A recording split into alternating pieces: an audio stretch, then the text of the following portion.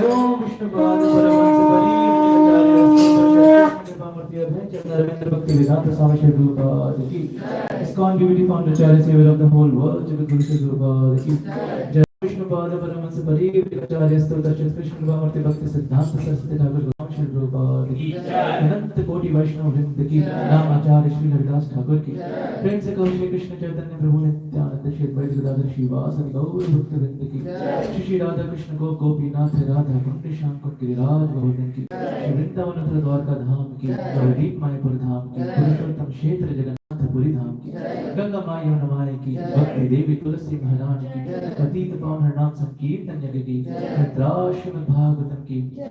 Mridanga Ki Transcendental Book Distribution Ki Jai. Jai Gaur Premana Ki.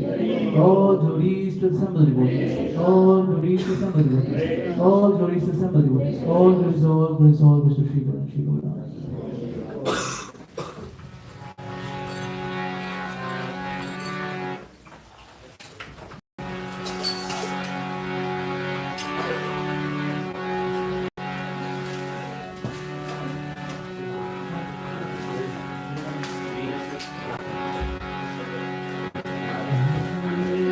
Namaste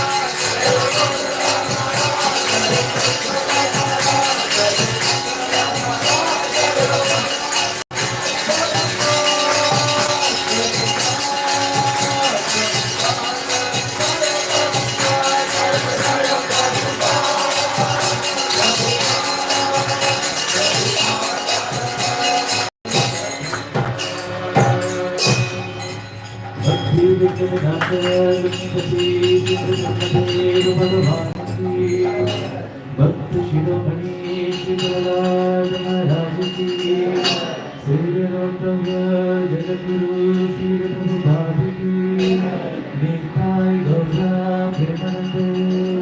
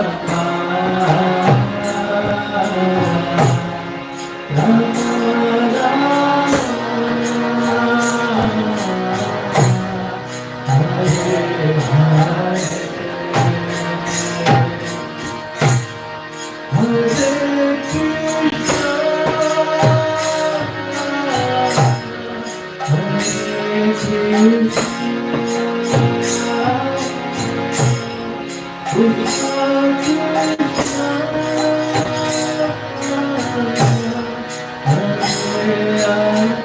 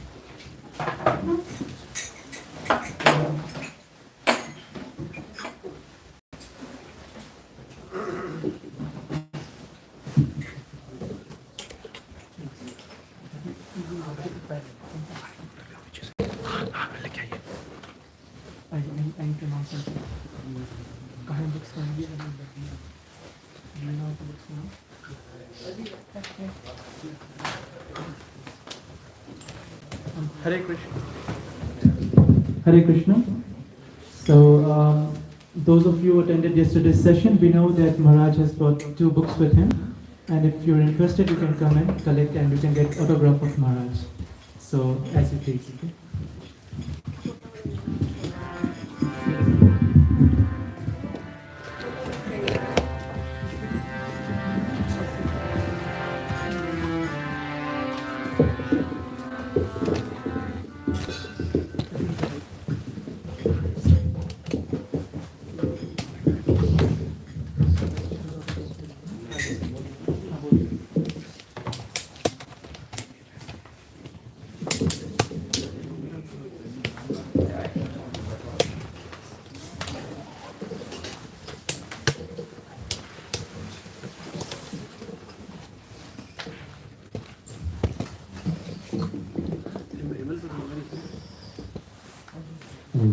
Hare Krishna everyone, thank you so much for coming.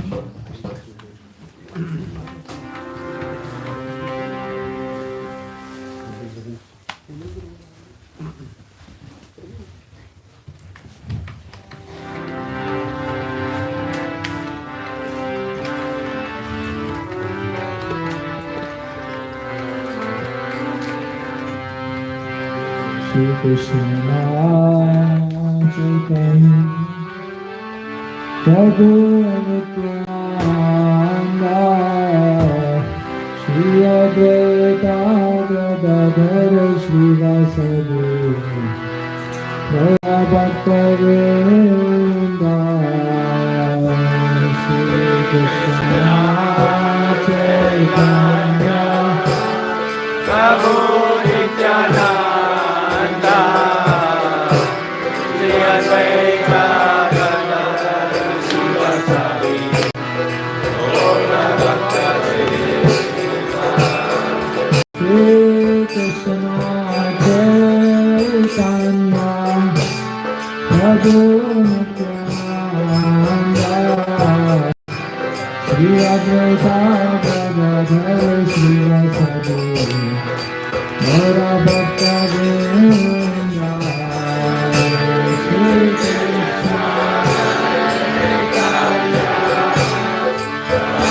Nityananda Shri Advaita Gadadhara Srivasadi Gaura Bhakta Hare Krishna Krishna Krishna Hare Hare Hare Rama Rama Rama Hare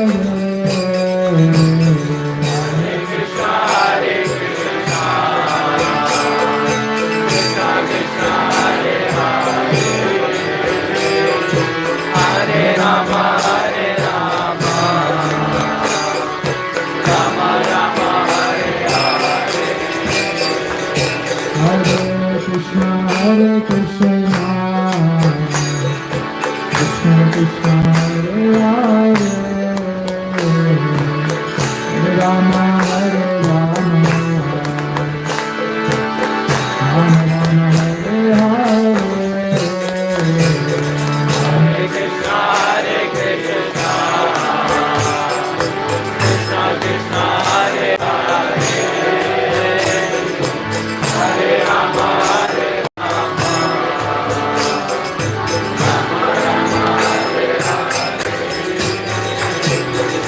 Hare Krishna Hare Krishna Krishna Krishna Hare Hare Hare Rama Hare Hare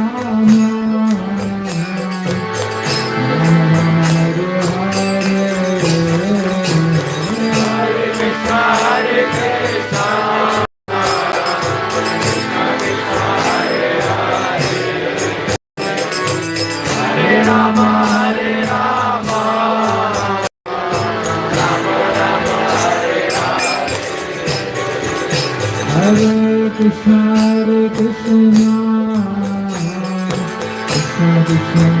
Hare Hare Hare Rama Hare Rama Rama Rama Hare Hare Hare Krishna Krishna Krishna Hare Hare Hare Rama Hare Rama Rama Rama Hare Hare Krishna Hare Krishna Krishna Krishna Hare Hare Hare Rama Hare Rama Rama Rama Hare Hare Hare Krishna Hare Krishna Hare Krishna Krishna Krishna Hare Hare Hare Rama Hare Rama Rama Rama Hare Hare Hare Krishna Hare Krishna Hare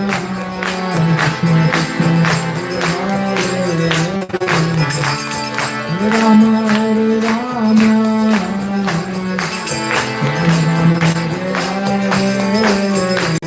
Hare Krishna Hare Krishna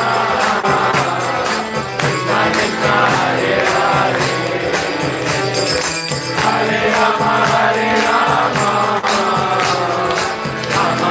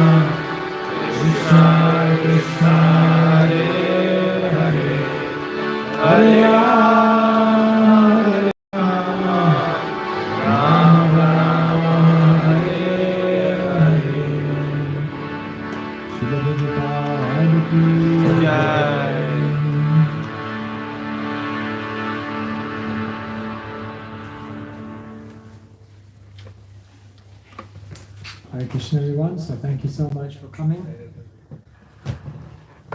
This evening, as I understand, we're doing questions and answers, is it? Yes, so perhaps you have some questions you would like to ask. I'll give you a few moments just to gather your thoughts.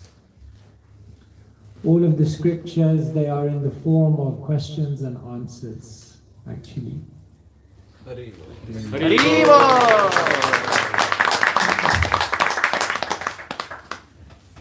So in the beginning of the Bhagavad Gita, Arjuna asks a question. He says, I'm confused, confused.com. I don't know what to do, I don't know who I am, I don't know what my future is, I don't know what is my Dharma. Dharma is a very interesting word, but nowadays we can say many people, they don't know what their Dharma is in the sense of what is my purpose? What is success? What am I trying to achieve in my life? I actually have no idea. And therefore Arjuna asked this question, what is my Dharma? What is my purpose? What is success? And on the basis of asking that question, then Krishna speaks the whole of the Bhagavad Gita. In the beginning of the Srimad Bhagavatam, Parikshit, he comes to Sukadev Goswami with a question. Parikshit finds out that he only has 7 days left to live. And therefore he comes to Sukadev Goswami and he says, I've got a question. What is the duty of somebody who is about to die? And on the basis of that question, Sukadev Goswami speaks for 7 days, the whole of the Srimad Bhagavatam. In the beginning of the Ramayana, a question is asked, what are the qualities of an ideal person? And on the basis of that question, the whole of the Ramayana is described to describe the character of Lord Ram. He was the ideal husband, the ideal ruler, the ideal son, ideal in all respects. Maryada Purushottam said. So like this, the whole of scriptures and wisdom is coming out by asking good questions. Even in the Mahabharata, we find that Yudhishthira, he went to the lake of death. And there he found all of his brothers lying dead. And then there was a voice that said that you will also die unless you answer my questions. And so that voice was coming from Yamaraj, the god of death. And so he began to ask Yudhishthira many different questions. He asked Yudhishthira, what is heavier than the mountain? Think about that for a moment. What is heavier than a mountain? Yudhishthira's answer, the love of the mother. The love of the mother is heavier than the mountain because the kind of impression that it creates in a child, even the heaviness of a mountain can't create that kind of impression of a true mother's love for their child. Yamaraj asks Yudhishthira, what is faster than the wind? The speed of the mind. Yudhishthira was asked by Yamaraj, what is more numerous than the blades of grass on earth? Yudhishthira's answer, the number of desires within the living entity. Ever increasing, unlimited desires. Chintam aparimeyam cha pralayantam upashrita kamopa bhoga parama etavaditi nishchita. Krishna says in the Gita, because you have unlimited desires, therefore you have unlimited anxieties. The more desires, the more anxieties. So Yudhishthira said, what's more numerous than the blades of grass? Number of desires. Therefore we tell people the richest person is not the one who has the most. The richest person is the one who needs the least. True wealth is measured by inner satisfaction. I don't need kuch nahi. No more desires. Yamaraj asked Yudhishthira, what do you have to give up to become loved by everyone? What do you have to give up to become loved by everyone? Yudhishthira's answer? Pride. Everyone will love a humble person. You can't, even if you want to be angry at a humble person, you can't. It's too hard. If you give up pride, if you give up envy of others, you'll be loved by everyone. Yudhishthira was asked by Yamaraj, what do you have to give up so that you will never have any regrets in your life?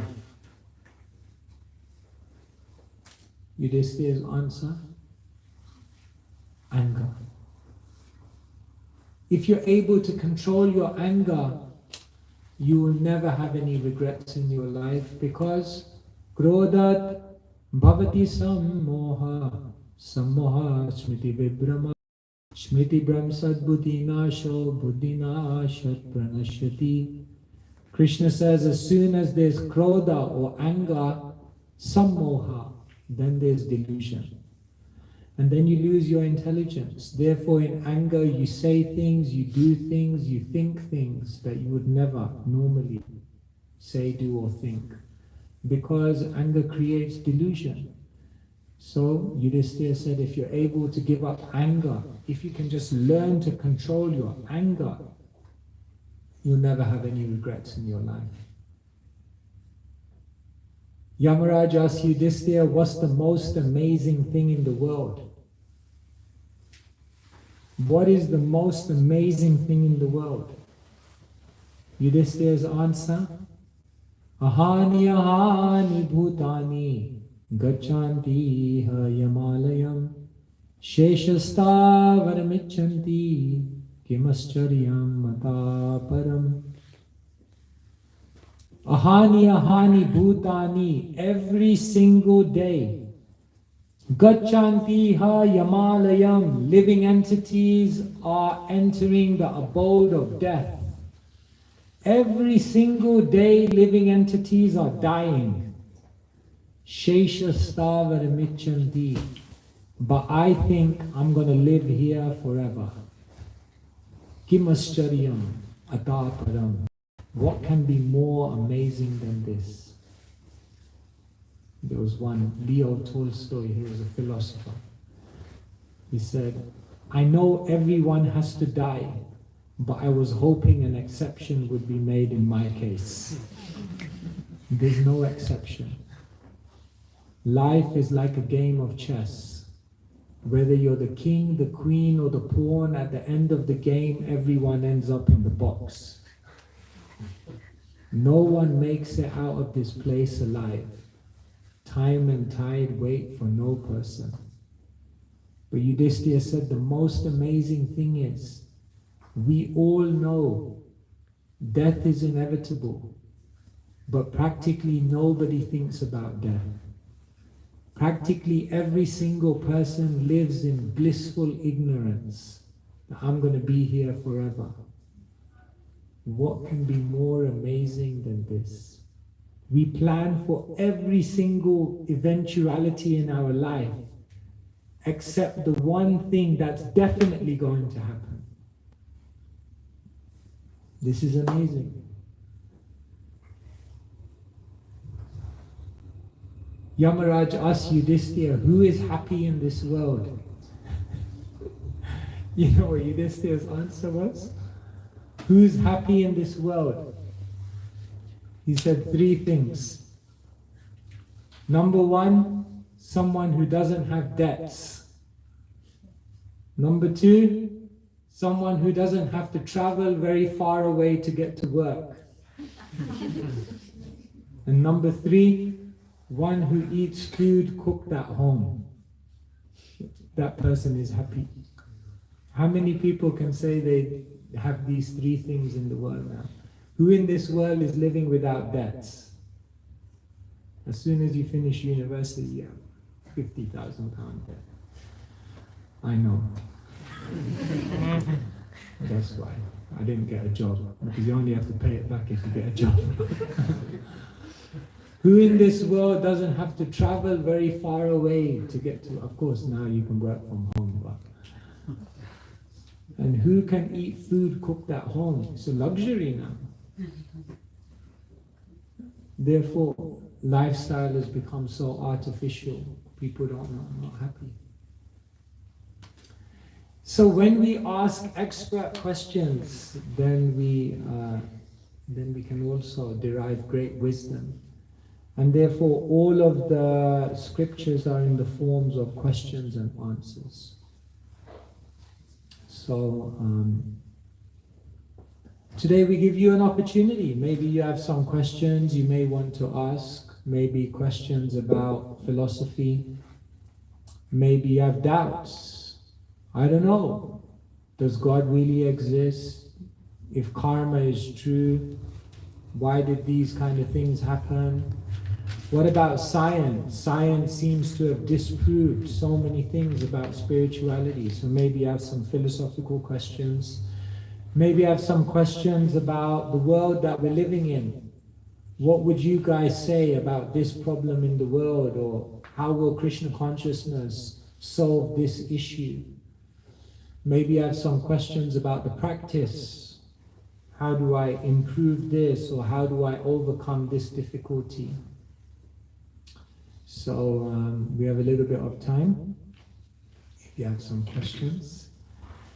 So would anyone like to start us off with any question you may have?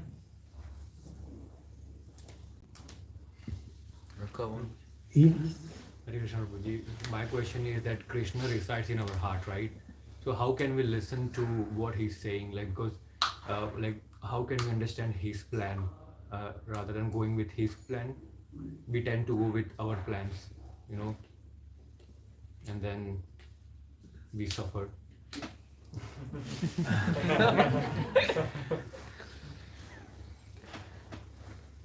So yes, Krishna is in your heart. And if you listen to him, then you will overcome. Krishna says, Machita sarvadurgami matprasad tarishashi atachetvam ahankara nashroshasi vinamshasi. Krishna says, if you become conscious of me, you will pass over all the obstacles of conditioned life by my grace. But if you act not hearing me, then you will be lost. So we have to hear the voice of Krishna in our heart. In the world today, they talk about this, they call it intuition. Isn't it? Sometimes someone just feels like they're getting an inspiration from their heart, and they don't know where that's coming from. That's the voice. There can be the voice of Krishna within your heart who is inspiring you, but how do we hear that? The first thing is that you have to talk to Krishna. If you don't talk to Krishna, then Krishna won't speak to you. But the more you talk to Krishna, then there's more likely he's gonna converse with you, he's gonna direct you, he's gonna give you wisdom, he's gonna start inspiring you. So the first thing is we have to share our heart with God. That means you go in front of God, you share your hopes, your fears. Sometimes we come in front of Krishna, and it feels very artificial, like to just start speaking. Because we're very impersonal. But if you open your heart, then you will see that there's a reciprocation there. So the first thing is, if you want to hear God, then first you have to talk to God. The second thing is, we hear Krishna not just directly by the voice within our heart, but we hear Krishna through the mouths of the devotees. We hear Krishna through the mouths of those who are very connected. See, right now for us to hear Krishna in the heart is very difficult because we don't have that connection. But then there are very advanced spiritualists who have a connection with Krishna.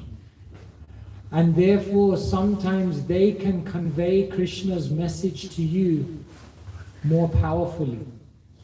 And therefore what you will find is that if you establish a relationship with a devotee who has a very strong connection with Krishna, then when you pray to Krishna, the answer may well come through their mouth.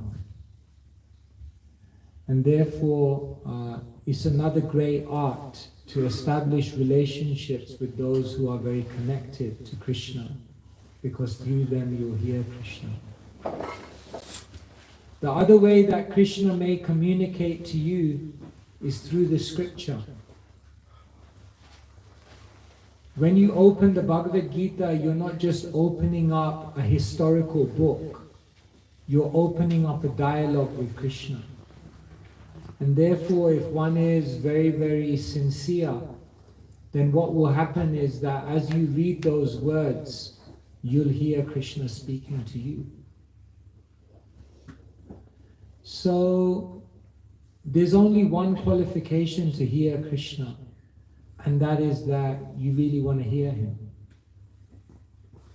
If you really want to hear Him, then He'll make Himself known, either by the voice in your heart, either through the voice of the devotees, or either through the voice through the scripture. And sometimes Krishna may even speak to you through the voice of those who are not necessarily devotees.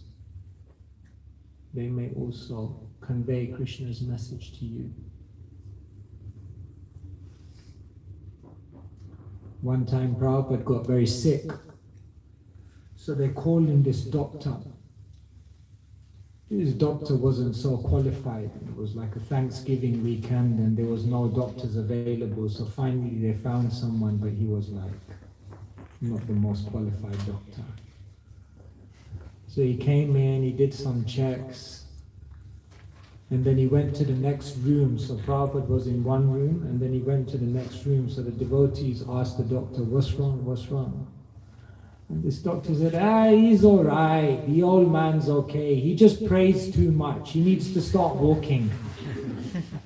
Just, why is he praying all day? He should start walking.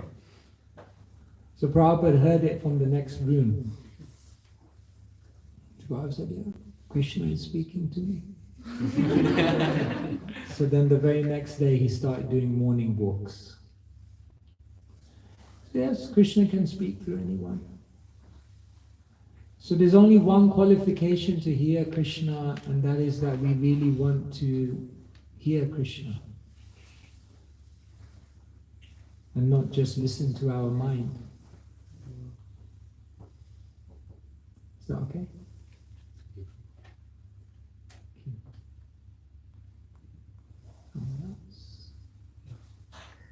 Like, thank you, Maharaj. Like, what is the Dharma of Grahast? Because everyone can't take sannyas like you.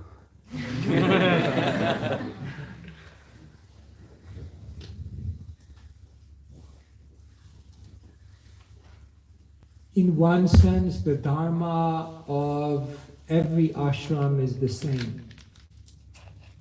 In one sense. Our Dharma is to serve. Whether you're a brahmachari, whether you're a grahastha, whether you're a vanaprastha, whether you're a sannyas, we're all just trying to serve. And in the unique situation that you have, you find the unique opportunities that you have to serve. And then what happens is your life becomes glorious. So as sannyasis, we try to serve the world in a certain way. And as grihastas, as householders, you can serve the world in your own beautiful way. In Vedic times it is said that the grihastas, before they would sit down for a meal, they would go to the door, open the door, and then shout 3 times, "Is anyone hungry? Is anyone hungry? Is anyone hungry?" And only if nobody came would they then sit down for their meal. Don't try this at home. Don't try. See what happens. But that spirit is amazing. That nowadays, grihastas, the household is like a fortress. Nobody can come in. But actually, the dharma of a grihasta is always to serve, to be open, to welcome, to be hospitable, to be charitable. And if you do this more and more, then your household life becomes glorious.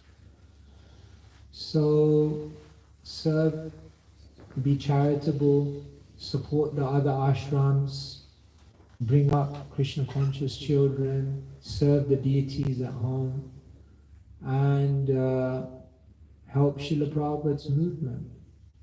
You have knowledge, you have so much spiritual wealth that you've gained, so share that with the world. You see, sometimes people look at us and it's like, it's just unrelatable to people. People are not going to live the life that we're living. It's very far away. But when people see you, then they're seeing someone who's successful. They're seeing someone who, has their family life. And at the same time, they're seeing someone who's very, very spiritual. And then they look at you and they think, wow, I can also do that. So actually, in one sense, although people think we are the preachers, actually as a grihasta, you can share Krishna consciousness sometimes as powerfully, because you show the example of how to be successful in all aspects of life. And that's a wonderful example. So like that. If you do that, then you are as good as a sannyasi. Krishna says, who is a real sannyasi? Anashriya karma phalam karyam karma karotiya sa sannyasi cha yogi cha na niragnil na cha kriya. Who is a sannyasi? The one who gives the karma phala, the one who gives the fruits of their activities and dedicates that in service to others. That person is a sannyasi, not just the one who dresses in a certain way or externally accepts a certain type of lifestyle. So, you can be more than a sannyasi. Thank you, Maharaj.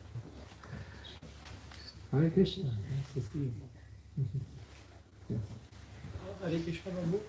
So, as we all know, like everyone has to die, and at the time of the death, 3 things like our mind, intelligence, and ego goes with us, and then the next birth is decided based on these 3 qualities: ego, mind, and intelligence. So, for example, in the previous life, if we have done some bad things and our ego is very high in negative way, and we take birth in some family, who is not religious, and still our ego is high. So how will someone get Krishna's mercy? Because even like we have not done any good thing. So is that mean Krishna, like that person will never get the opportunity to do bhakti? So what is the relation between? So how do we ensure that in our next life we always get an opportunity, because say that we have done many things which are not favorable, then we enter a stage of life and then we have no contact. Therefore, devotees and Sri Chaitanya Mahaprabhu's movement are our hope. Because what do the devotees do? They take the Harinam party and they go out in the midst of a city center and they start giving people an opportunity to connect. Sri Chaitanya Mahaprabhu's movement is covering the whole world, every town and village, and giving all living entities an opportunity. Therefore, in Kali Yuga, basically most people are unqualified.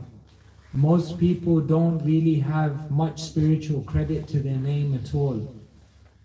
To be honest, most people don't really have it in their destiny to meet a devotee. Yet the wonderful thing about Kali Yuga is that is Chaitanya Yuga. And that Sri Chaitanya Mahaprabhu and his movement gives people an access. So it doesn't take much. You have to just hear the holy name. You have to take some prasadam. You have to see a devotee. You have to touch a book. You have to have some contact. And then everything else can begin. And you can ignite your whole journey again. So like that, everyone has an opportunity.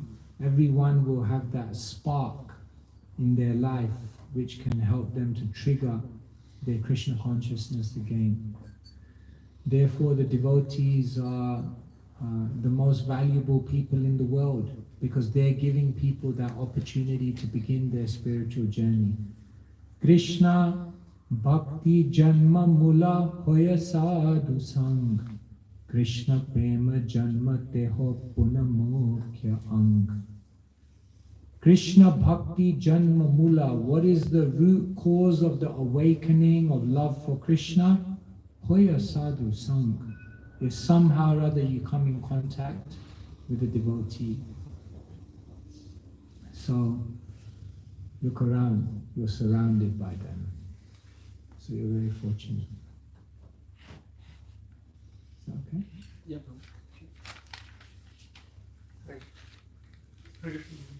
As you said, like Krishna Maharaj also answered, Krishna also answered that we have a lot of aspirations. So they're like, once all we have like spiritual aspirations that we want to chant, we want to be mastering the scriptures, or so on. And then we also have a lot of professional or material aspirations that I want that promotion, that degree, or that I want to set up that business, I want to own a house or so. So my question is, how can we manage our professional or material aspirations with the spiritual aspirations? Don't try and balance it, integrate it. You want to be an entrepreneur? Be a spiritual entrepreneur. You want to make money? Make money and then use that money to serve the world and make the world a better place. You want to have a family? Great, have a family, but then become a spiritual father. In other words, we don't have to see that this is my material life and this is my spiritual life and 60% of my week is for my material goals and 40% of my week is for my spiritual goals. No, everything becomes spiritual. Because every part of your life can be dedicated to Krishna. Every part of your life can be connected and dovetailed in the service of Krishna. So, if you want to be successful in the world, by all means, do it. But just being successful won't make you happy. See, in the world, they think growth, success, and happiness is the same thing. These are three very different things. You can grow your income, grow your position, grow your influence, but that doesn't mean you're successful. Because only when you grow with character and ethics, then you become successful. But just because you're successful, that doesn't mean you'll become happy. Only when you use your success in service to others, does that success bring you happiness? So growth plus character equals success. And success plus service brings happiness. And therefore in the world they try to conflate all these things. If I'm growing, then I'll be happy. No. So therefore the art of life, yat karoshi, yad ashnashi, yad johoshi, dadashi yat tapasya shikonteya, tat kurushva mad arpanam. Whatever you do, whatever you eat, whatever sacrifices you perform, whatever endeavors you make, do that as an offering to Krishna. Not me. Then you can do everything.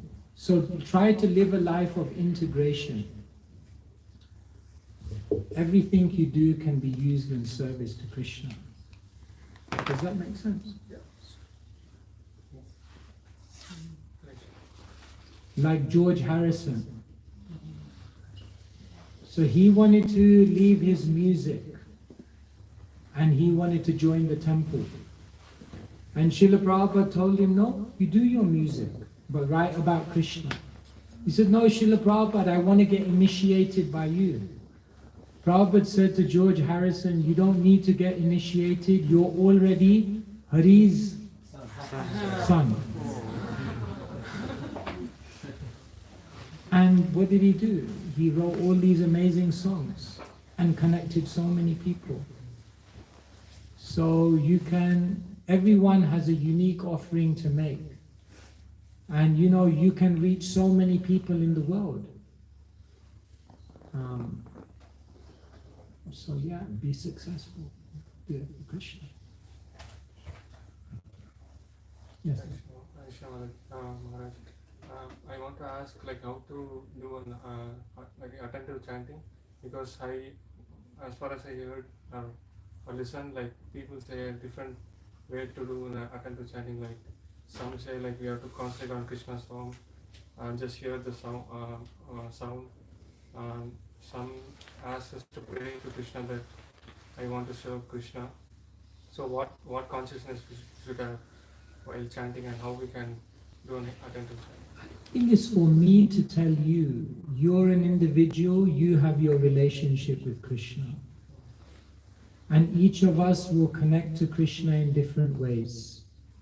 For some people, attentive chanting, what helps them is to, read something before they chant. And that means that when they begin chanting, they're in a better consciousness, they're more aware of Krishna. For some people, better chanting means, chant with other devotees, and that helps them to kind of connect more. For some people, they like to chant with Srila Prabhupada.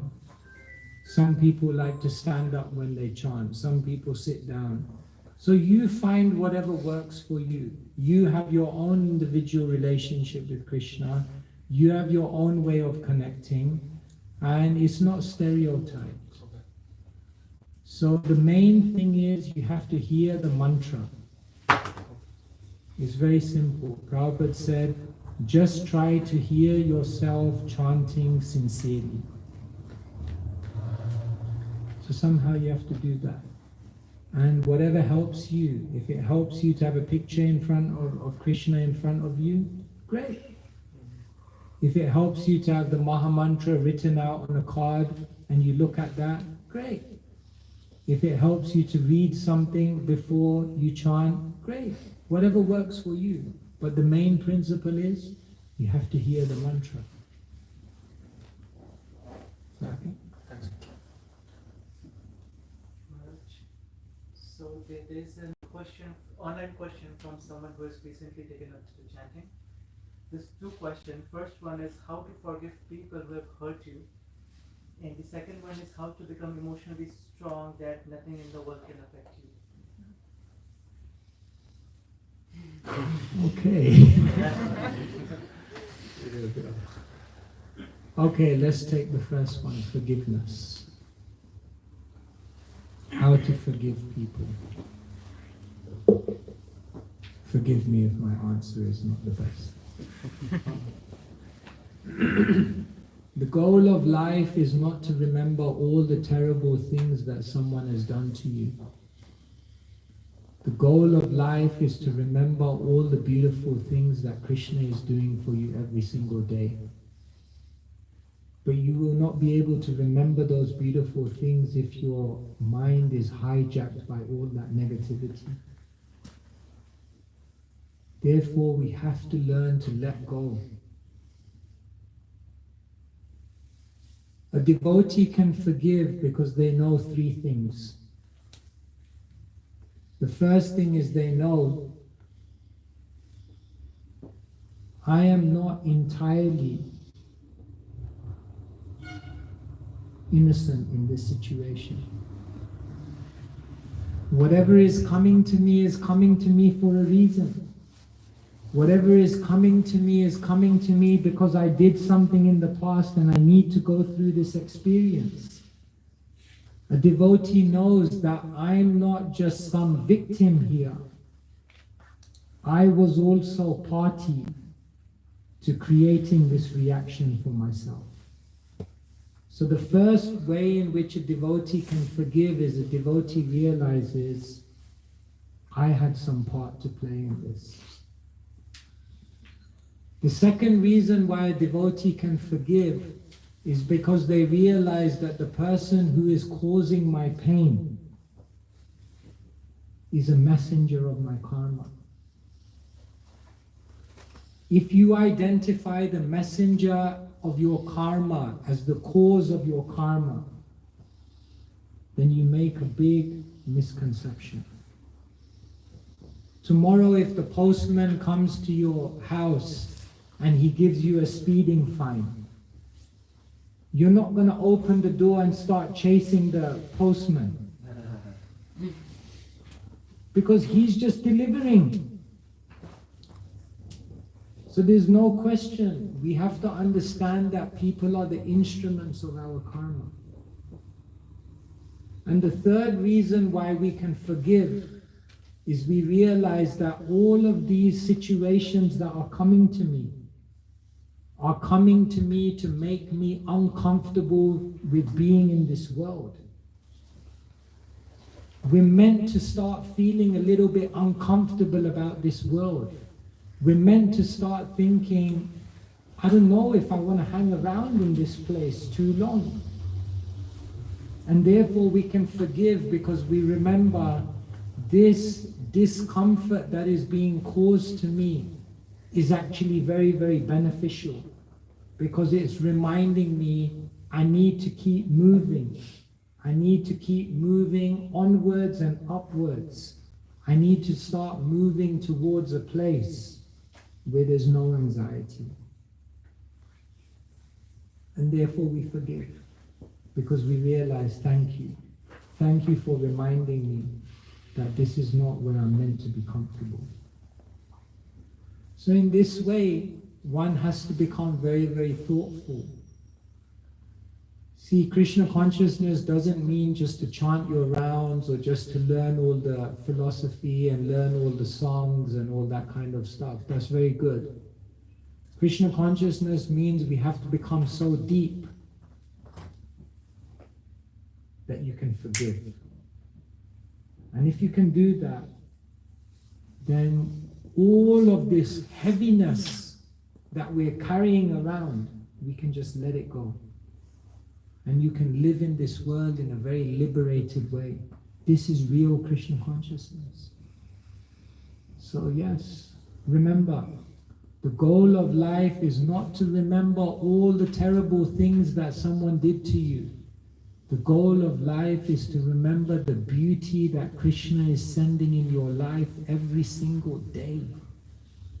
But we won't be able to remember that if our mind is hijacked. Therefore, forgiveness. It's interesting when Rupa Goswami talks about someone who has bhav, or spiritual emotion.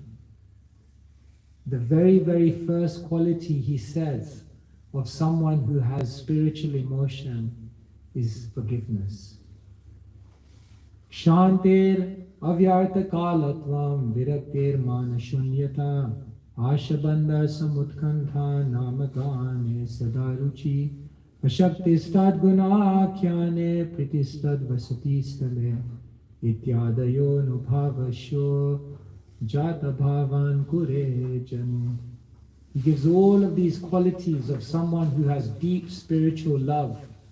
But he says the very, very first quality that you will observe in someone who actually has spiritual love, Shanti, able to forgive.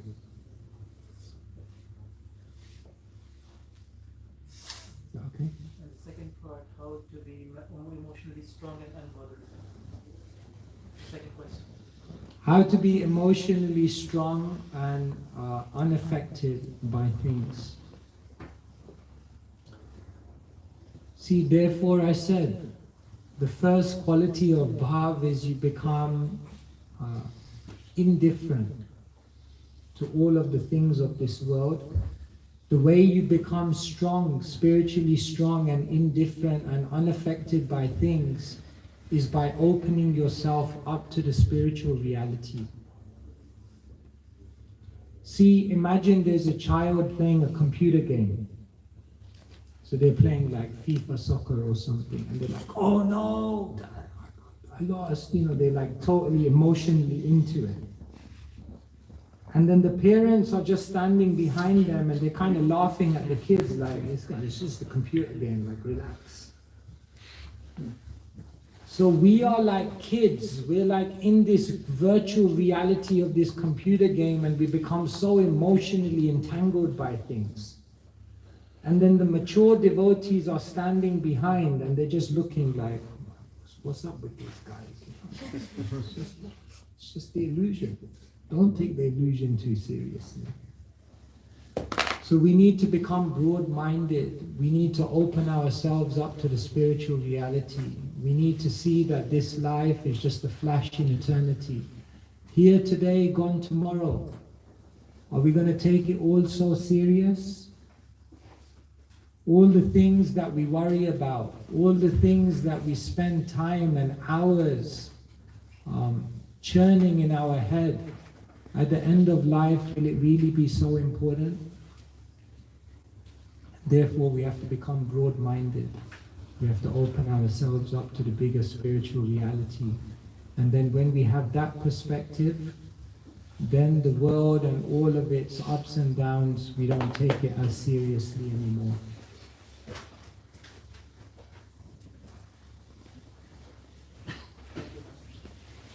Maharaj, thank you, Maharaj.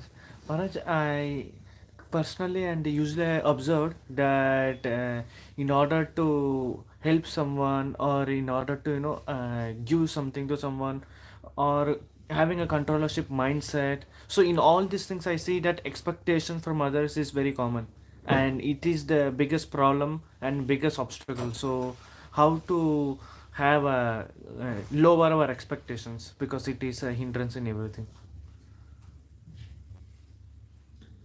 So we have a lot of expectations of people around us, and great expectations bring great frustrations.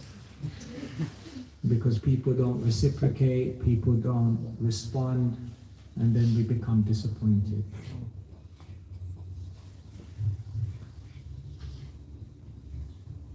Gradually, what we're learning in Krishna consciousness is that success is not based on what we receive. Success is not based on the result that we get. Success is not based on the response that we get from other people. Success is based on giving the best of ourselves in any given situation. Success is if you give your best intention, you give your best attention, and you give your best action. If in any given endeavor you give your best intention, your best attention, and your best action, it doesn't matter how people respond. It doesn't matter what result comes. you're already a success. And so basically what we're doing in Krishna consciousness is we're putting all the emphasis on giving the best of ourselves. Knowing that if I give the best of myself, that is true success. And that's what Krishna is seeing. We worry so much about how people will respond to what we're doing because we're not enough connected to how Krishna is feeling about what we're doing. But when you put the emphasis there, how does Krishna feel about what I'm doing? Then all Krishna wants you to do is try your best. And therefore, in every endeavor, if you know you've tried your best, then you know Krishna is happy. And if Krishna is happy, what does it matter how other people respond? Because I've put the emphasis in the right place. But because we're not connected to Krishna, because we're not connected to how Krishna is feeling about our endeavor, then we put all the emphasis on how people respond to us. And then people are volatile. So then we get frustrated. So Mother Teresa in her Calcutta monastery, by her bed, she had a poem. People are sometimes unreasonable, illogical. Forgive them anyway. People sometimes will not appreciate your endeavors. Give your best anyway. People will sometimes criticize you, even though you have good intentions. Still do the best you can. And then in the end of the poem she says, because in the final analysis, it's between you and God. It was never between you and them anyway. So it's not between you and them. It's between you and Krishna. And in that way we become detached from the expectations. That makes sense? Thank you, Maharaj. Thank you so much.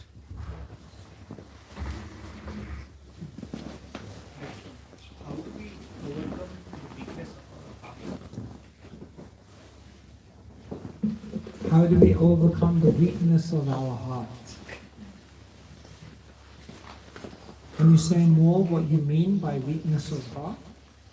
So what aspect? So for example, there would be a lot of opportunities to serve or something like that, but you were conditioned in such a way that, okay, no, I cannot go or something like that. Your mind says no, you don't have to, you can do this or that.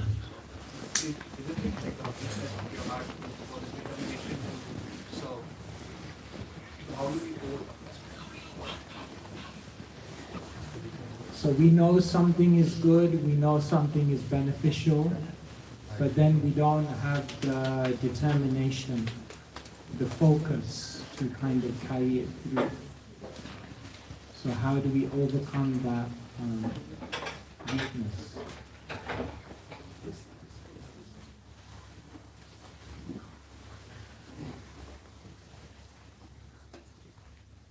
So yesterday I was speaking about the importance of knowledge. Why does Krishna again and again encourage us to understand spiritual philosophy?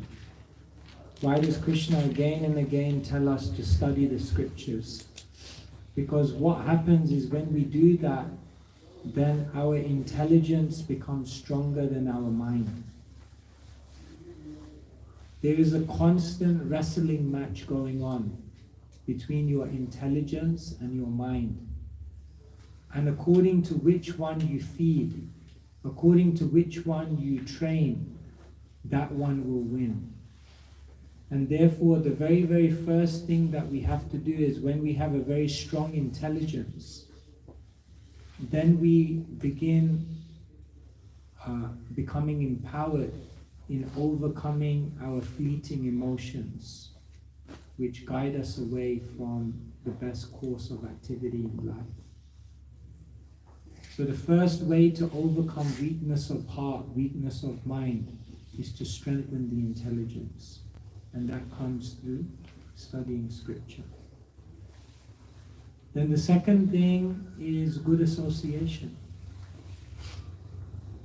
What we lack in determination, what we lack in our own clarity, if we're surrounded by individuals who have that, then they can carry us. They can empower us. Therefore, who you surround yourself with, the devotees that, the individuals that you allow into your life, this has a very, very huge effect on the state of your consciousness. So therefore, choose your friends wisely. Choose your company wisely. Because if you choose very, very strong and very, very sincere individuals, then they will empower you. And the third thing that's very, very important in keeping a strong mind and overcoming weakness of heart is establishing sattva, goodness, in your lifestyle and habits. You're familiar. In the Bhagavad Gita, Krishna says there are three energies which are pervading this world: ignorance, passion, and goodness. So if your lifestyle is in ignorance and passion, then what will happen is your mind will become very, very weak. But if your lifestyle is in goodness, if the food that you eat is in goodness, if the environment that you surround yourself with is in goodness, if the habits, the time of day that you rise, your daily cycle is in goodness, then what will happen is that that energy will begin pervading your consciousness. And then you'll have a much stronger mind to follow what you know is right. Therefore, lifestyle and habits in the mode of sattva is also very, very important.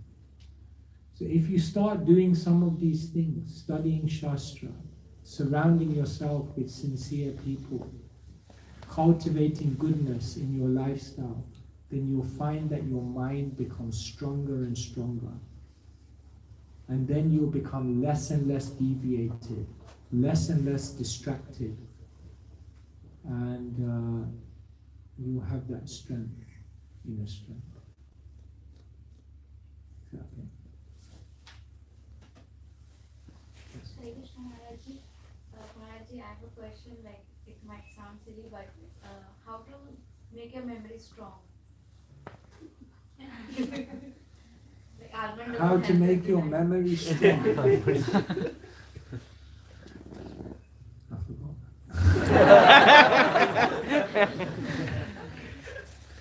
By remembering.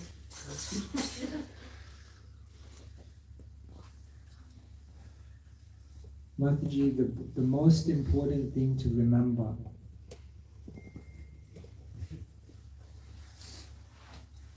is everything that Krishna has done for you.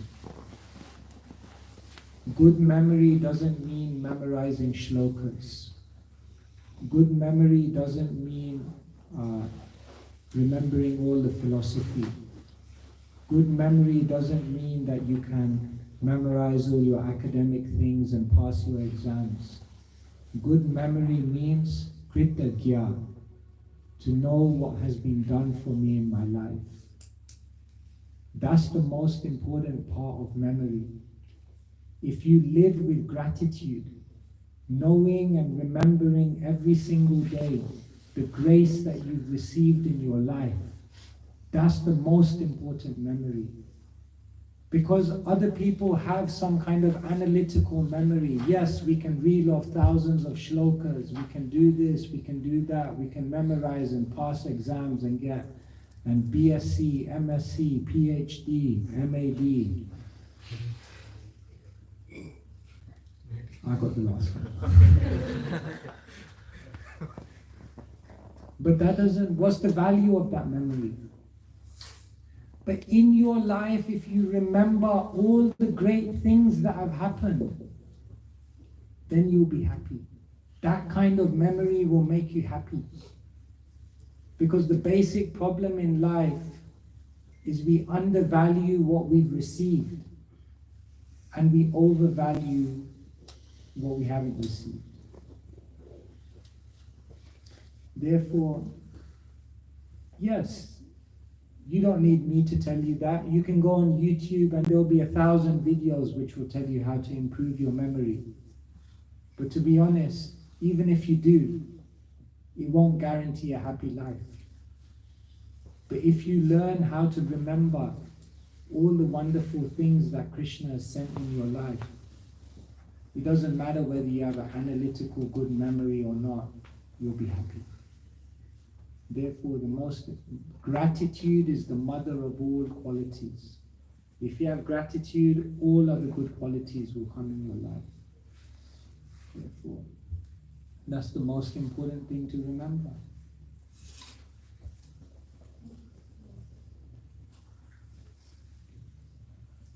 Prabhuji, how to get rid of the fear when we lose someone and someone close, and then that fear comes in hard for each and everyone around us, that we will lose one day those people as well. So how to get, even after chanting and then praying, but that fear never goes from our heart.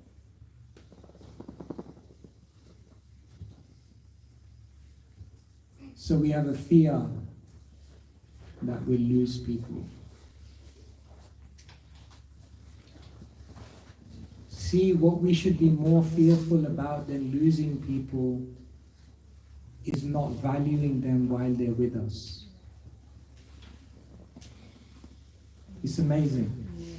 We're so fearful that we lose people, but we're not fearful of how we treat people while they're here. Put the emphasis on that. Instead of worrying in the future, I will lose them, what will happen? The point is they're here now. So become fearful that, how am I speaking to them every single day? How am I interacting with them now? How am I showing my appreciation for them now? We should be more fearful about that. And when we're fearful about that, we can actually do something about it now and actually improve our relationship with them. So the tendency of the mind is always to be fearful about the future that we have no control over. But instead, become fearful about the present that you can influence right now. And say to yourself, there's this person in my life. Instead of being fearful that one day I'll lose them, let me be fearful that they're here right now with me now. What am I doing to show my love for them? And if you put the emphasis there, then what will happen is your relationships will actually flourish. And that fear of what may happen in the future, it won't be so much in your mind because you're actually functioning with them deeply in the present. Does that make sense?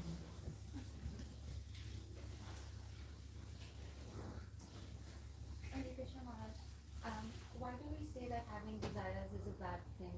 If we don't have desires, how will we bring change? No one said desires are a bad thing, but we said material desires, desires for temporary things, desires for that which has no endurance, desires for that which won't actually feed and satisfy your soul. Those kinds of desires will frustrate you. Those kind of desires will just bring you more and more anxiety. Those kind of desires will just send you in a circle. So we're living entities. We have desires, naturally. Now the art of life is to transfer all your material desires and spiritualize all of them. Therefore I told Prabhu, if you want to be successful, be successful. But don't just do it for a material end. Spiritualize it. Be spiritually successful. You want to be a parent? Great. Now be a spiritual parent. In other words, by all means have desires, but connect it to a transcendental goal, connect it to a spiritual objective, and then those desires will actually satisfy your soul. Otherwise, material desires, they just lead you back to square one. Just frustrate you. Is that okay?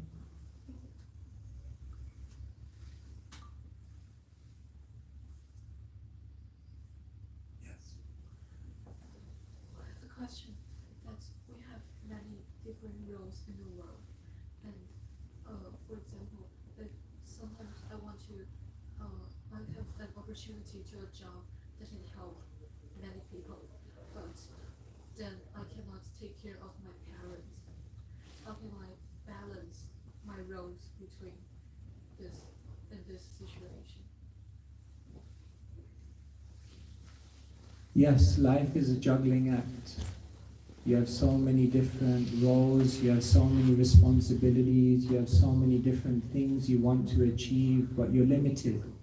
You have limited time, you have limited energy.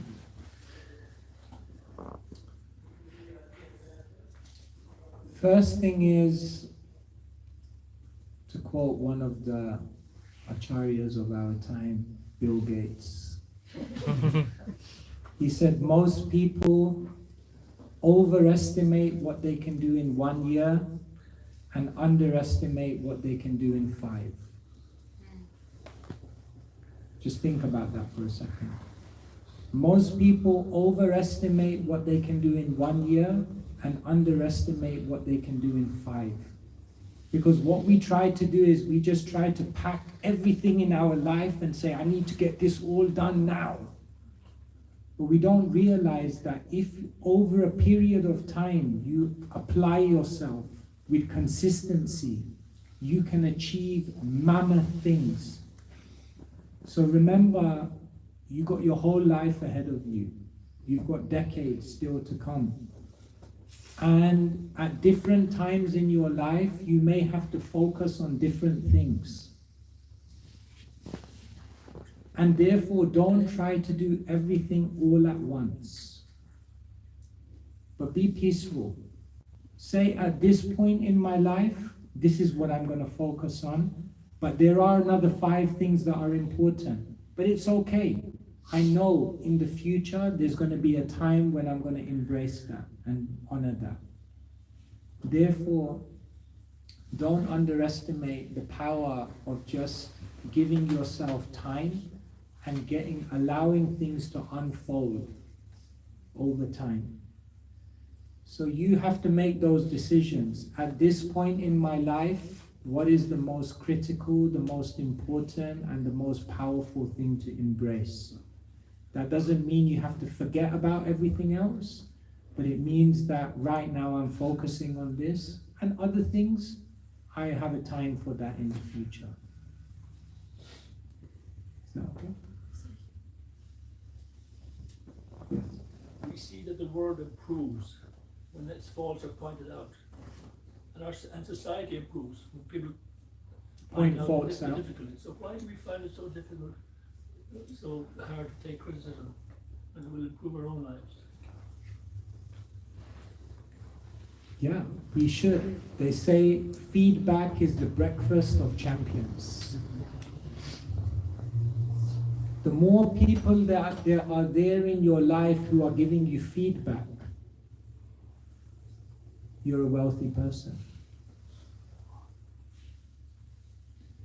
But the reason we don't like feedback, the reason we don't like people is because in some way we feel that I'm a failure. I'm failing. When someone points out a fault, we think that we're failures. But what we don't understand is that where we are doesn't determine who we are. So if someone points out our faults, if someone points out where we're going wrong, we don't need to reduce in our self-esteem because of that. Rather, the progressive person realizes, now they've helped me to understand where I am, and from here I can improve. And so, yes, we should always try to seek out feedback. We should always try to hear from others how we can improve. When we were in the Brahmacharya ashram, then we were 30 monks living together. So every few months we used to do an exercise. And what we would do is we'd all sit in a circle and everyone would get one piece of paper. And what we would do is we would write the name of the person to our left-hand side on the top of that paper. And then what we would do is we would divide the paper into 4. Strengths, weaknesses, opportunities, threats. And what we would do is everyone would get a minute and you would write the strengths, the threats, the weaknesses, the opportunities of the person on your left. And after 1 minute, the papers would go around and that next person would write about that person. And like this, all the papers would go around. And after half an hour, you'd get your own paper back with an analysis from 30 people about your life. And it was actually amazing. Because the people who are around you have incredible information that can help you in your life. But most of us never ask people. Most of us never actively seek that feedback. So yes, feedback is the breakfast of champions. And therefore, the more that we can receive that in an open-hearted way, we can make great progress in our life. Is that okay?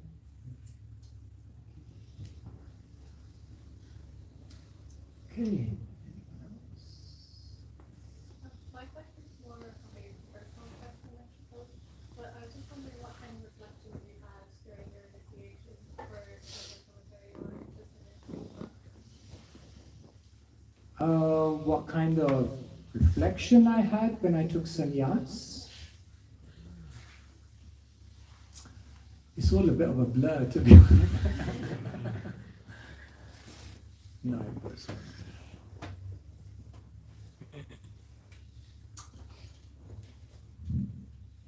So just for some who may not be familiar, I joined as a monk when I was 21, and when you become a when you become a monk, you're a student monk. A student monk is known as a brahmachari. But then at a certain point, what a brahmachari can always make the transition and later on say, like, yeah, I want to get married, and that's totally okay and that's wonderful. But certain brahmacharis make the decision to embrace lifelong renunciation. And so they take sannyas. So sannyas is almost like closing all the doors, and you say, like, now I shut everything and I embrace this for the rest of my life. So therefore sannyas is called the final vow. There's no more vows to take. Oh, that's it. It's death. Social death. So I died in 2022. What was my reflection?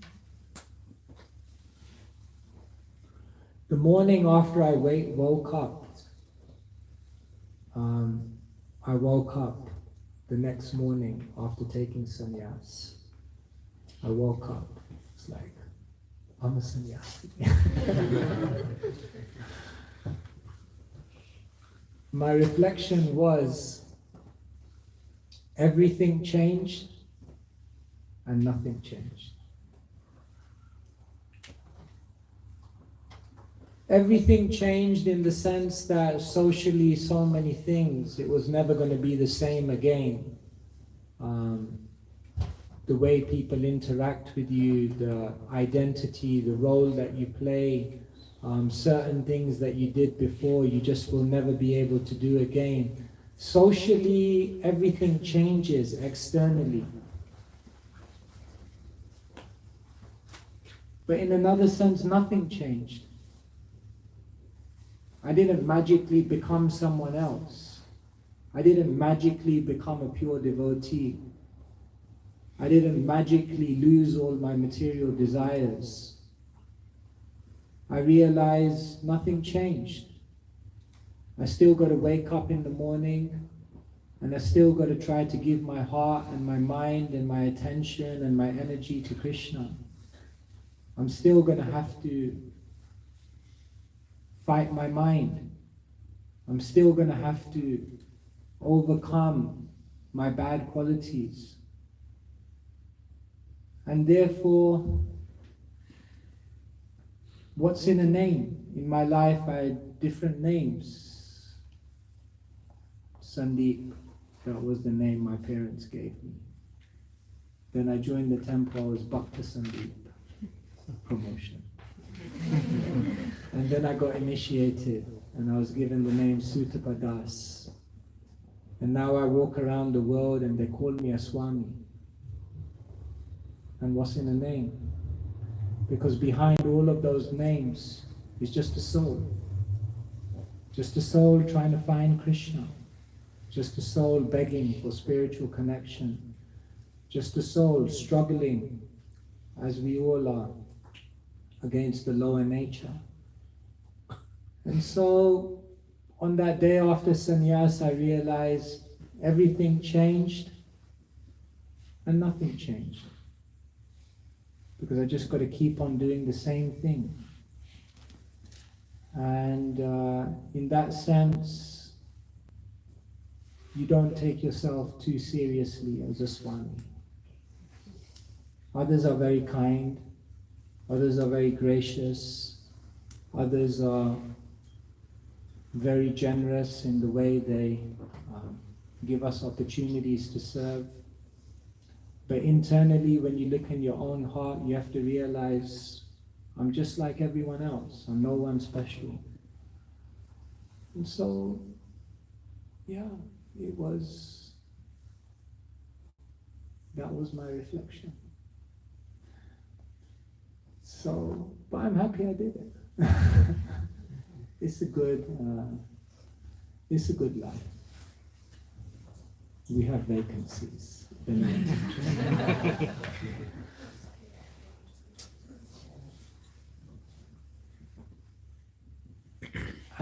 I remember the day after I took sannyas, someone came to me and said, "You're very brave. You're very brave to take that vow." So I looked at him, I said, "You're very brave."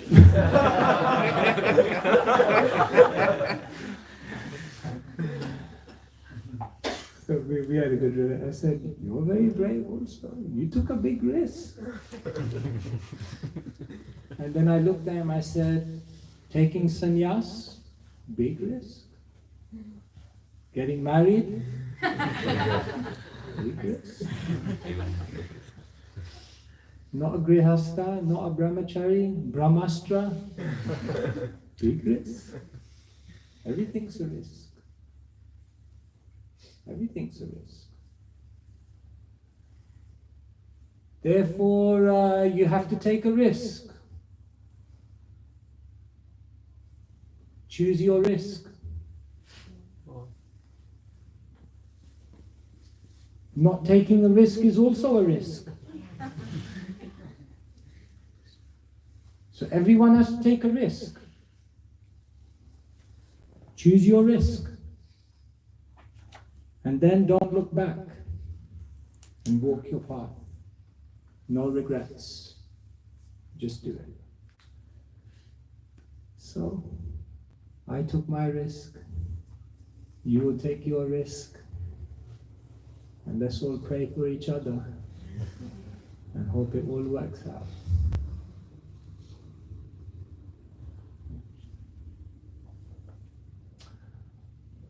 I think we're at time.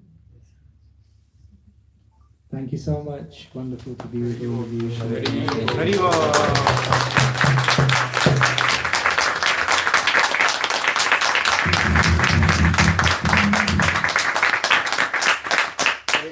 Thank you everyone. So let's chant Hare Krishna Mahamantra together for this wonderful class by Maharaj. So Hare Krishna, Krishna Hare Hare, Hare Ram, Ram Ram, Hare Hare. So out of all of us, whose questions about life has finished? Like those who doesn't have any question can raise their hand. Okay, you don't have any question in your life, and you think you will not gonna get any question in your life. So if you have questions, and if you think you will get questions, you need some booklet from where you can find answers. So Maharaj has wrote 2 books, wonderful books. One is Gita Life, which is the summary of Bhagavad Gita in acronyms, and this is book Bhagavad. Two special books, which is the summary of Bhagavad Gita, our manual, and the Bhagavatam, which is the pastimes of the Lord. So how we can implement. They are very special and rare editions here. We have few limited books left. So many books has been taken yesterday. So if you want, Maharaj can personally sign all those books for you all. So there's a small donation for the printing cost of the book. You can come and you can avail this. We have QR code. You can scan the QR code and give that donation, and Maharaj can sign. So those who need, they can come in front. Kindly get the book, and we have few more session, not few, I think last session for you all tomorrow morning at 7 a.m. So from 6 a.m. we have morning program here in temple. You can attend. I suggest you all should attend actually. From 6 a.m. we have Mangal Aarti, and then Tulsi Aarti, Tulsi Puja, and Guru Puja, and then after that Bhagavatam class. So that's also very important aspect which we should really try if we haven't tried the morning program. So it's a good opportunity to have association of Maharaj as well in the morning program. And we have Harinam Sankirtan again, which we had today at 2:30 p.m.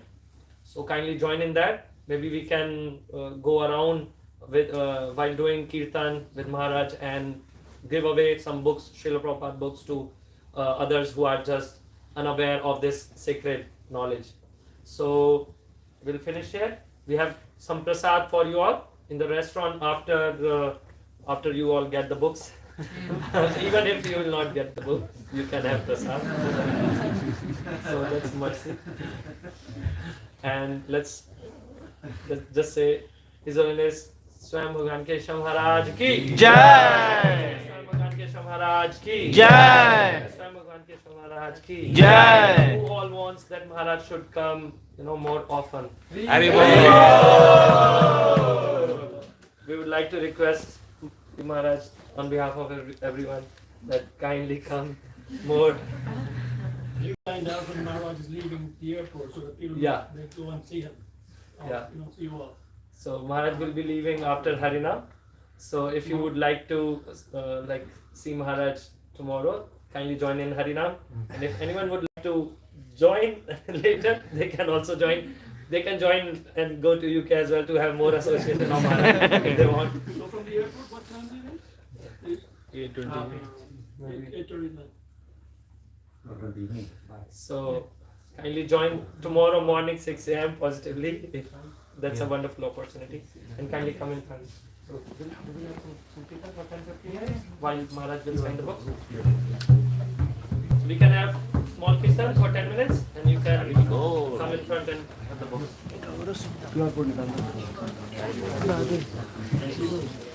First scan the QR and get the books and then sign.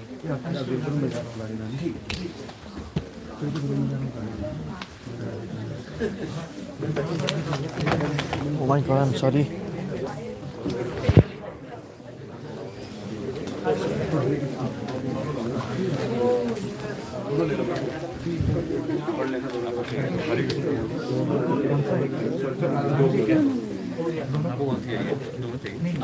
We have one more announcement, so sorry for that. Can we be seated because Prasad is not ready yet to distribute. So we can be seated for 10 more minutes. We'll have some Kirtan because today is Friday. It's already Friday night Kirtan day. We can be seated for 10-15 minutes. Then we'll have Prasad. Hare Krishna everyone. Maharaj So would I like to say just something. wanted to forgot to mention something very, very important. Please be seated, please, for 5 minutes. As we know, Christmas is coming, and Christmas, they say, is the season of giving. So what happens is all around the ISKCON world, we really focus on, we are giving throughout the year, but we really, really focus in December on giving out even more, and specifically giving out Srila Prabhupada's books to as many people as possible. They say when you give people a book, you're not just giving them paper and ink, but you're giving them the opportunity of a whole new life. So it's a very, very incredible activity that sometimes you can go out and just give a book to someone, and you may not be aware of how much this may be changing someone's destiny. So this year we're going to try to distribute 1,500 Bhagavad Gitas. So that means we have like 50 devotees in the room. So that means if everyone, if my maths is correct, distributes 30, if everyone in this room distributes 30 Bhagavad Gitas, job done. So that's like, I think there's 25 in a box, right? Yeah. So if you're feeling inspired, you can just take one whole box. 30 Bhagavad Gitas means one Bhagavad Gita a day for the month of December.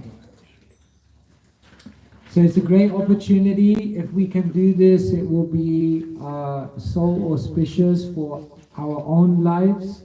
It will be so auspicious for the people who receive the books. And what we'll find is that our community here in Dublin just grows and grows and becomes more and more vibrant and spiritually surcharged.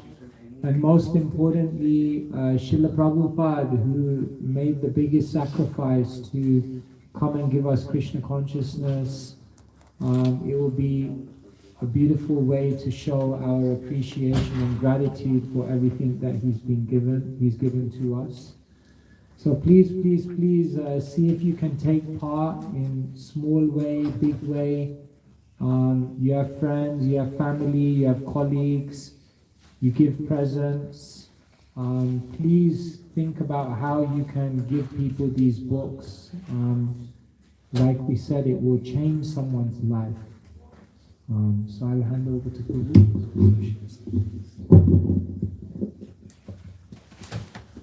Hare Krishna.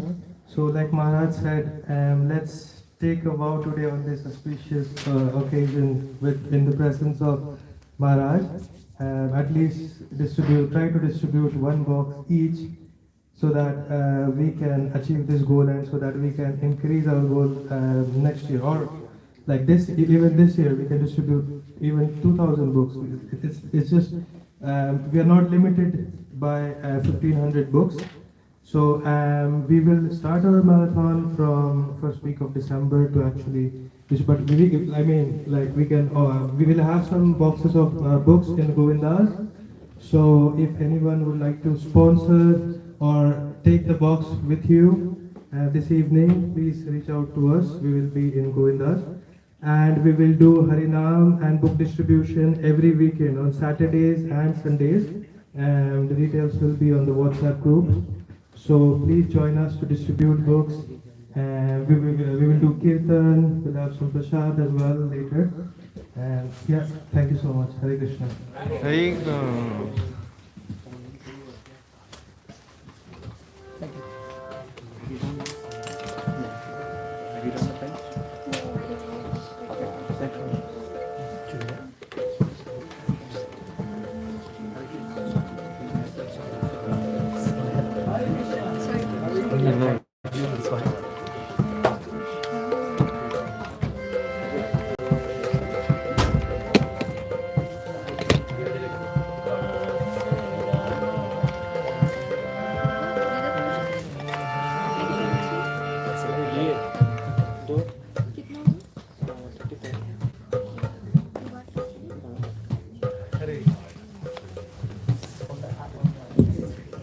Hare Krishna. So we'll have small Kirtan while Maharaj is distributing the books for around 5 to 10 minutes. Hare Krishna,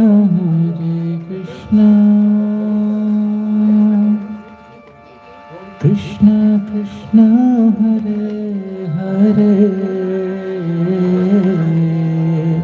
Hare Rama, Hare Rama, Rama Rama, Hare Hare.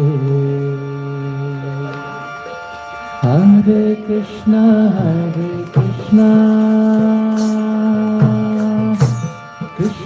Krishna, Hare Hare, Hare Rama, Hare Rama, Rama Rama, Hare Hare. Hare Krishna,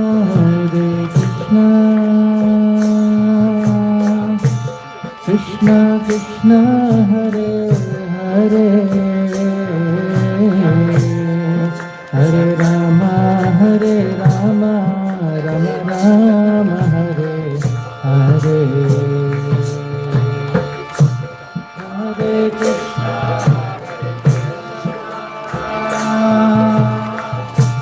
Krishna Krishna, Hare Hare, Hare Rama, Hare Rama, Rama Rama, Hare Hare, Hare Krishna, Krishna Krishna, Hare Hare, Hare Rama, Hare Rama, Rama Rama, Hare Hare, Hare Krishna,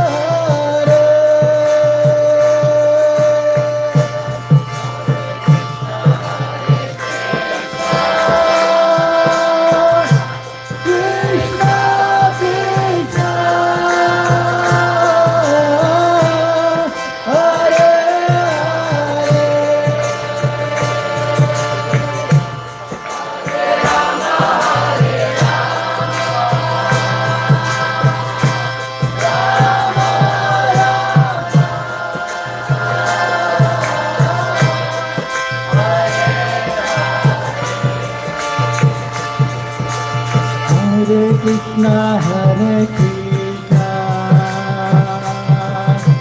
Krishna Krishna, Hare Hare, Hare Rama, Hare Rama, Rama Rama, Hare Hare, Hare Krishna, Hare Krishna,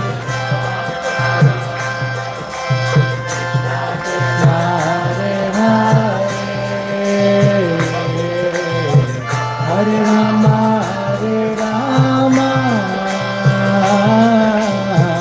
Rama Rama, Hare Hare, Hare Krishna, Hare Krishna, Krishna Krishna, Hare Hare, Hare Rama, Hare Rama, Rama Rama, Hare Hare, Hare Krishna, Hare Krishna, Krishna Krishna, Hare Hare, Hare Rama, Hare Rama, Rama Rama, Hare Hare, Hare Krishna, Hare Krishna, Krishna Krishna, Hare Hare, Hare Rama, Hare Rama, Rama Rama, Hare Hare, Hare Krishna, Hare Krishna, Krishna Krishna, Hare Hare, Hare Rama, Hare Rama, Rama Rama, Hare Hare, Hare Krishna, Hare Krishna, Krishna Krishna, Hare Hare, Hare Rama, Hare Rama, Rama Hare Hare, Hare Krishna, Hare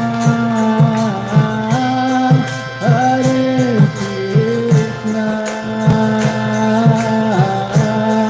Krishna Krishna, Hare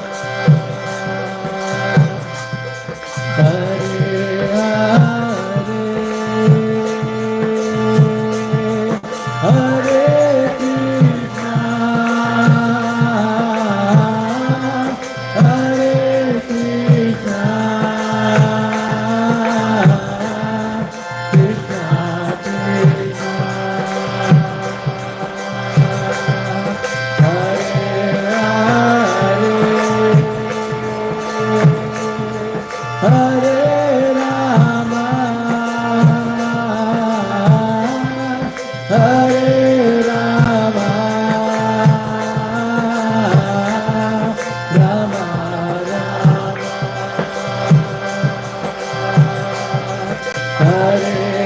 Rama, Hare Rama, Rama Rama, Hare Hare, Hare Krishna, Hare Krishna, Krishna Krishna, Hare Hare, Hare Rama, Hare Rama, Rama Rama, Hare Hare, Hare Krishna,